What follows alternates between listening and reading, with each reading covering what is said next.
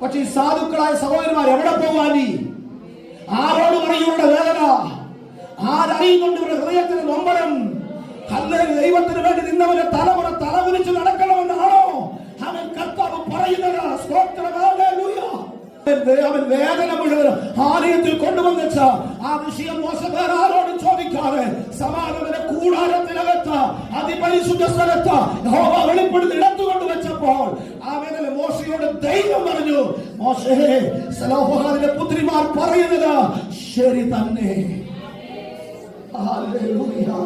100 പേര് നോ പറഞ്ഞിടത്ത് ദൈവം യെസ് പറഞ്ഞെന്ന്. 100 പേര് വേണ്ടെന്ന് പറഞ്ഞിടത്ത് ദൈവം ആയിക്കോളാൻ പറഞ്ഞെന്ന്. ഇന്ന് പകലെന്നെ കേൾക്കുന്ന പ്രിയപ്പെട്ടവരെ, അവനല്ലേലൂയ എഴുതപ്പെട്ട നിയമങ്ങൾ കൊണ്ട്, അവനല്ലേലൂയ ബന്ധുബലം കൊണ്ട്, അവൻ ആളുകൾ നിങ്ങൾക്ക് വേണ്ട വരേണ്ട വിടുതലുകളെ അവൻ തടഞ്ഞു വെച്ചെങ്കിലും ഇന്ന് പകൽ ദൈവം പറഞ്ഞാൽ അതിനകത്തൊരു മനുഷ്യരൊന്നും ചെയ്യാൻ കഴിയത്തില്ല. പറ്റുമോ? ഈ സഹോദരിമാർ നിമിത്തമാന്തി ആ പഴയ നിയമത്തിനകത്ത് ഒരു പുതിയ പ്രമാണം കൂടെ എഴുതി ചേർക്കും. 5 പെൺപിള്ളാർ എന്നേച്ച് സാക്ഷ്യം പറഞ്ഞ് പ്രാപിച്ചെടുത്തതാ. അങ്ങനാണെങ്കിൽ ഇവിടെ കുറെ തലമുറകൾ ഇരിപ്പില്ലേ? അവൻ ദൈവത്തിന് വേണ്ടി നിൽക്കാൻ ചങ്കൂറ്റ ഉണ്ടെങ്കിൽ ആമേൻ, ദൈവം നിങ്ങൾക്ക് വേണ്ടിയും ചെയ്യും.